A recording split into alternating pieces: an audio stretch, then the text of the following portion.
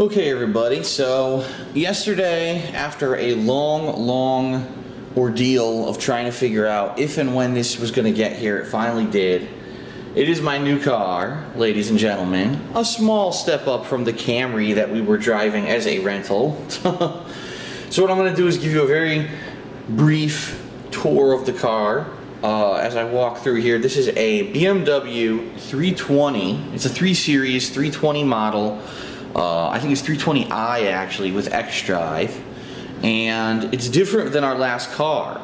The car that I had before this in Connecticut was actually a 328, which is some would say it's a step up, but really the 328 was a car that's needed for people who need a lot of engine power, which I don't, because as you guys know, I have a back injury and I don't really drive that much. I don't drive on the highway at all, okay? And really, that last car, in the 2.5 years that I owned it, I only drove it 6,000 miles, I shit you not. Now, I fully expect that this car I'm going to drive more, simply because, let's face it, we're in a new place, we're going to be exploring, we'll probably be going around Seattle and surrounding areas in the next few years, as we, you know, get settled in here to our new home in Washington. So, just to show you, 4 doors, okay? BMW with their special tires. That's right, you can't just buy a tire for a normal car for a BMW. They have special tires made just for the BMW, okay? So we're gonna open this guy up. I wanna show you some of the features of it, okay? First of all, black interior, as you can see, and I just got my gel cushion. My parents shipped it to me because I forgot it. I left it in Connecticut. So they shipped me this gel cushion. It's for my back, like I said. Especially for extended driving, I definitely need it. So, we're going to jump right inside the car. And BMW does not require the key to be pushed into anything for the car to start anymore. It reads it in proximity, okay? So I put my key down here into the cup holder. Close the door. Now we're nice and sound isolated. Put my foot on the brake, and I push the ignition button. And there we go. I don't want to be in here for too long, simply because what's going to happen is obviously carbon monoxide is going to build up in the garage, so I'm not going to be in here for longer than, say, 5 minutes. But to show you all the cool stuff that we've got in this car, hold on a second here, hit this button, there we go. Pretty nice readouts. I like this.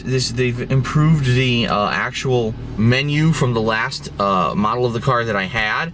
What it tells you is the outside temperature, the time, and also how many miles you can drive until you run out of gas. How neat is that? They did not have that in the last car. The last car would alert you when you were almost out of gas, but it would not tell you exactly how long you have till you reach that point, okay? And it's got the standard stuff every car has, the auto lights and stuff like that. I'm not going to show you cruise control and all that shit. That's boring stuff. I'm going to try to show you the nice stuff.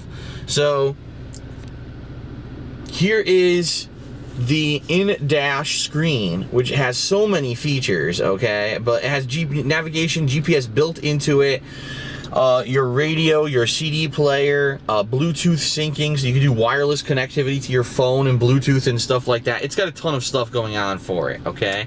Down here you've got your climate system, which, yes, you can actually control the climate on each side of the car for the passenger and for the driver separately. Heated seats for the winter. Pretty standard fare at this point for any car that's a step up from a standard car. I actually have my garage opener right here, up here on the visor of the car. You know, here's your windshield, There's your rear view mirror. So you got your cup holder, which they never had. It's funny, the car that I had previously, the 2011 model, didn't have a cup holder. I know, it had these weird things that came out and you put your cup in it and they broke. So they decided to put a real cup holder in this time, you know.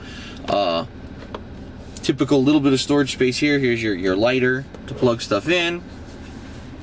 This model of the car actually has a neat feature to go between regular driving, sport, or eco. What that means is that you can either do like a standard car, okay, or if you go to sport, it gives a little bit more power, like if you're on the highway or whatever. If you're not, if you're just doing city driving, it's got Eco Pro, which actually conserves gasoline. And it's funny because when you push this, the whole menu changes. See that? the whole menu changes when you push it, and then it changes. Okay, so now it shows you how far you've traveled on Eco. It's got charge and power, basically showing you how much, are you using the energy of the car, or are you conserving. This car has a feature that when you stop the car at, say, a traffic light, the car will go off, meaning the engine itself will turn off. The car stays on, you'll see everything on, but the engine will turn off to conserve energy, and then when you're about to go, the engine goes and then you start driving again. So it's got a little bit of delay if you do that. It doesn't exactly take off, but it's a neat feature for those who want to conserve gas and conserve energy that this car has. You can actually turn it off. There's a button here, you can turn it off. That's not correct.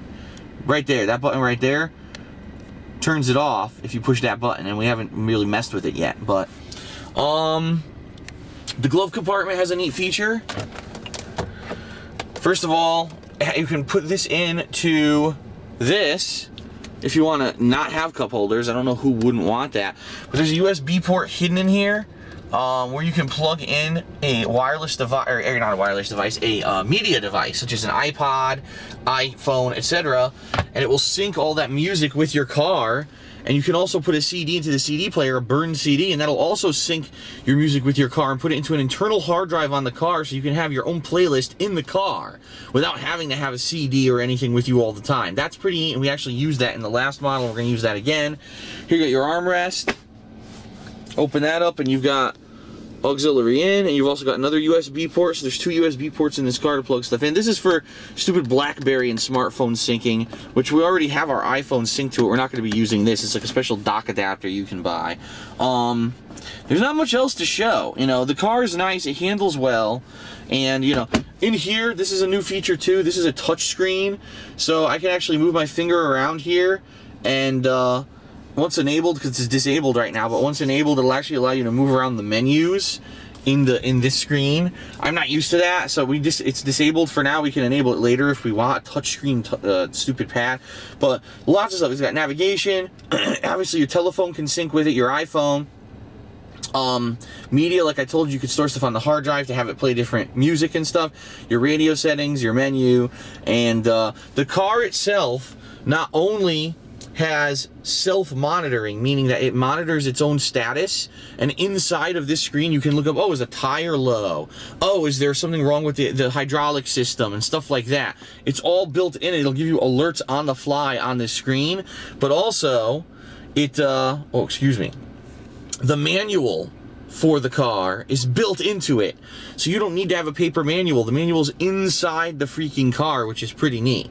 Okay, you can look it up at any time. Oh, I need to know about this feature, etc., and it's in there. The one weird thing about the car that personally I find very odd is the shifting system, because it is not a shift like you're used to. It's actually an electronic shift. So the gears of the car, as you can see, reverse, neutral, drive. I don't even know what this is. Manual shifting, I guess, which I'm not going to do. I don't want to do manual.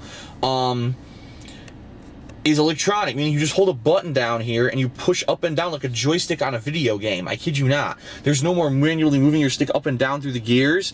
It's all like a video game now. So you just tap up, it's in neutral. You tap up again, it's in reverse. Or you hold up all the way, it goes to reverse. The one really weird thing that I've never seen in a car before, you don't put the car in park. That's right, you just stop the car completely and you push the park button and the car parks itself. So there's no parking this car. I don't mean that it's going to position itself to park. I mean, you obviously pull yourself into a space, or you parallel park the car yourself, then you push park, and then the car parks itself. Meaning, it just puts it into park mode. It's so odd. It's an electronic shift. It's something newer that I'm going to have to get used to. So, it's nothing amazing, you know what I mean? Like, I'm not showing you anything that you haven't seen in other cars before. It's just that it's you know, it's nice to have a car. It's comfy, by the way. The seats are very comfy. Obviously, the gel makes it a little bit more comfy, but the seats are very comfy. And a lot of people ask me, Phil, how can you afford it? Why did you get it? It's this simple. Number one, I didn't buy it. It's a lease. And the lease is a lot cheaper than buying the car. Okay. Number two, the car has full maintenance. I'm going to repeat that. Full maintenance. Meaning, oil changes. If the tires fuck up, because I've actually purchased the extra tire protection. if the engine fucks up, the transmission, anything in the car goes wrong, the car alerts me automatically on the screen, and I could schedule to take the car in. Oh, by the way, it does have on-road SOS, meaning if let's say I get into an accident, immediately I push this button and they send roadside assistance and alert the authorities. I don't have to call 911. Okay, but yeah, like, it has everything included. I never have to pay maintenance on this car. And I'm going to remind everyone that 2 cars ago, not the last car that I had, which was the last BMW, but the one before that, was a Grand Am. I bought that car in 2003, and I probably paid for that car about 4 times. I'm not kidding you. I bought the car for about $12,000 to $13,000, and I probably paid over the life of the car about $40,000 between the engine fucking up, the transmission fucking up, and everything fucking up. It just had so many issues. And it's typical of most cars that you buy. You're going to have ongoing issues, and you have to pay for all the maintenance yourself. This car, if anything goes wrong, it's included. Okay? And keep in mind, I'm only keeping it for a few years. It's a lease. After that, I can decide if I want to continue the lease, if I want to buy the car, or if I want to get a new car. And it doesn't have to be a BMW. I can downgrade if I want. And they really did me a solid in regards to that. They took in my older car 3 months ahead of time of when the lease expired. It wasn't supposed to expire till mid-October. They took it in end of June and didn't charge me any extra fees, didn't charge me for the lease payments, and I ended up getting a new BMW at the same exact price that I had the old one. So, all right, that is the car walkthrough. That's about all I have to show you. Besides, the one last thing I'll show you, the car does have air conditioning in the back as well. That's catered to the, I know you probably can't see, it's probably pitch black back here, but it's catered to the people in the back, so they can adjust their own air conditioning as well. That's it. And we're looking forward to enjoying the car. Thank you very much, and we'll see you later.